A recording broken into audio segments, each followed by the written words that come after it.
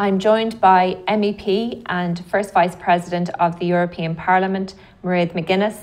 Mairead, Thomas's story there, like many stories, really illustrates how easily accidents can happen on farms. And I just want to point out some figures. So according to the Health and Safety Authority, in 2016, 24 people lost their lives in farm-related deaths. In 2017, that figure was 24.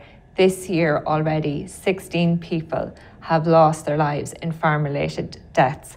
So the average, according to the HSA, over the last 10 years, is we're hitting an annual mark of about 21 lives. And yet, at the same time, there is a big spend on farm safety. The HSA has been allocated 500,000 in 2017, more than 600,000 in 2018, and there are a lot of campaigns out there. This year in particular, there's a focus campaign, month-long campaigns focusing on livestock, on vehicles, farm safety and vehicles, and we're working towards maintenance on farms next month. So there's a huge spend out there, there's huge awareness, there's huge effort going into helping the numbers come down, yet at the same time, it's not happening. Can you pinpoint exactly why we are where we are? Well, I think when I hear you recite those figures, sometimes we get immune to the reality. You're talking about people. So there's a man, women, children, and there are names to those numbers, which I think when we rattle the story, we forget what's behind them. You know, the story that I watched there with Thomas is a very real one. He was honest enough to write to McGuinness to highlight the fact that he believes he actually caused the accident, that he didn't take enough time. When you ask me to pinpoint exactly, I think it is that farms and farmers and farmyards are treated by farmers themselves as different than any other sector. I think that the family farm, which we all love and promote, has a certain aura around it of warmth and nostalgia. And we don't think of the family farm as having strict safety rules and regulations and that everybody complies with them. And I've done a lot of thinking about this issue, and it's been very upsetting because I know people who've been killed and injured, and you know the injuries are horrific. Because Thomas's injury, as he said, he can't make a cup of tea, he can't actually hold anything now, and he can't farm. So there's a lot of people who are not killed on farms, but whose lives are drastically changed because of accidents with livestock or machinery or trips and falls, and that we don't really hear those stories because that's a lifelong consequence. So, you know, the more I've thought about this and the more I've compared it with other industries is because I think of the farming and the family association, people look differently towards it. Farmers are very aware that, you know, accidents happen. I mean, how many neighbours and friends, and they talk about this all the time, but do they really change behaviour because of all of these campaigns?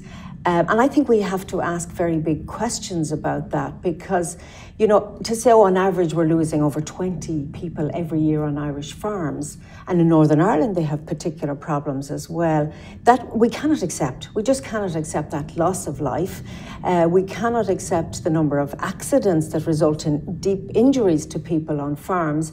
And yet a lot of us are struggling to know what is the right thing to do because, again, the family nature of farming means that it's really upsetting forever when you lose somebody on a farm by accident because you're walking across where they have died, you're dealing with the same machines that they might have been killed using, or the livestock reminds you constantly, so that all accidents related to workplaces are horrific. On farms, I think there's a really familial association then, and I know I've talked to people who've lost loved ones in farm accidents, and it would just break your heart. It really would break your heart. So maybe it is that family nature that we need to look at.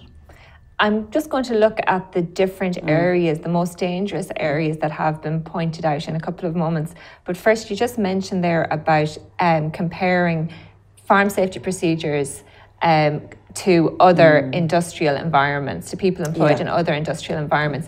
Do you think safety measures, safety training needs to be brought in on a mandatory basis in farming compared to other industrial environments? I mean, just this week already, I was in a plant that makes pharmaceuticals. And before I got inside the building, you walked on the pedestrian walkway. And if I tried to cut a corner, the plant people, those who work in the company, said, no, you must walk this way for health and safety reasons. So the attention to detail on safety in all sectors other than farming is quite rigid. And that works. So that company have no accidents or deaths in their plant. And if they did, it would be horrific for them. It would impact their reputation, and obviously there would be consequences. On farms, I see safety notices. I see it on our own farm. Do I see the same detailed attention to safety as I would with other sectors that I deal with all the time? No, I don't, frankly. I think farmers, when they get on their quad, they see very clearly you should wear a safety helmet. You should not have somebody on the quad with you. How many times have I seen a farmer wear a safety helmet on a quad? I actually can't remember. I saw one at the Tullamore show, but it was a demonstration of farm safety. So I think that we may see the signs, but we don't have that same attention and follow up. And I suppose it's understandable because a lot of farmers are sole operators. They're doing many different jobs. In industry, there are particular jobs for particular people, and you might be able to regulate better. But I think that's not an excuse that we can use anymore, because if you compare other sectors with farming, the deaths and accidents on farms are just appalling. And as you said, we're not making an impact. Do we need to see the same rigour?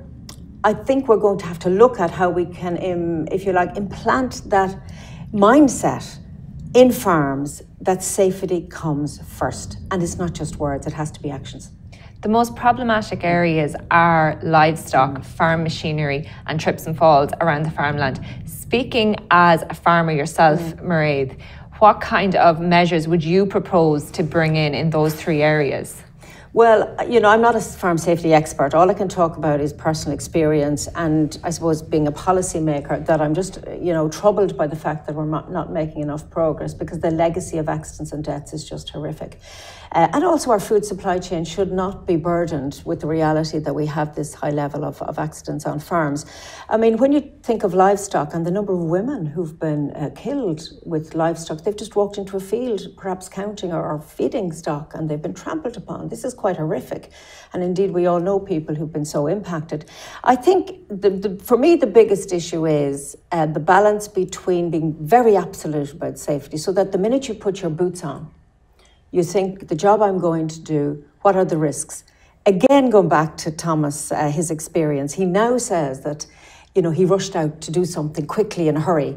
He didn't think, what are the chances, or what do I need to be careful about here? So that it really is to try and train, and I think training is important. A lot of farmers will disagree with me. They don't think they need training, but honestly, training is really important. It puts you in a different place. It opens your eyes to things that you take for granted. Like the wire that's lying there, I've always stepped over that, but there'll be a day come when you're a bit stiffer and you won't step over it, and you'll trip and you'll break a hip. So I do think that training and constant reminding is very important. It's what other sectors do. And also that when you go into the farmyard, it's not an extension of your house, of your home. It's actually a place of work, and you'd need to have a different mindset. It is going to take a lot of effort to change mindsets. I think we've done a huge amount on awareness. I think that's there already. You mentioned things like mandatory training, and, you know, the minute, and I know you see farmers, again, because they operate on their own and they're individualistic, and I know because I'm from one and I'm married to a farmer, they don't like somebody saying you have to do this. So is there a way that we can persuade people that, yes, you do have to do this, because guess what? It's for your benefit. It's for the benefit of your children who are on the farm, or those who might come to the farm, and maybe coax people, maybe a bit of a carrot and a stick approach that says, look, this is for your own good. And, you know, it's important to take an hour out to get training. Other people have to do it on other sectors. But I'm always conscious that there is still a little resistance to that, but I think we're going to have to work around it. You mentioned there about the carrot and stick approach. Recently, there have been some calls about potentially linking farm safety to direct payments, to the Common Agricultural Policy. Where do you stand on that? Do you think that would be a good move? Well, there are links already in the rural development part where, you know, you can use funds, rural development funds. National governments and the Irish government have used cap money supported by national funding to improve safety on farms. And a lot of good work has been done, protection of open pits and all sorts of things. So already we have a link. We're going to be discussing this week and in the future the Common Agriculture Policy and how should money be spent. I think we need to focus on the rural development part first, and as, if you like, one of the ways of encouraging farmers not only to take up money to improve safety, but also to train to improve their safety methods. The step towards saying, well, we might penalise you on your single payment if you don't have a safe farm, I don't think it should be off the table.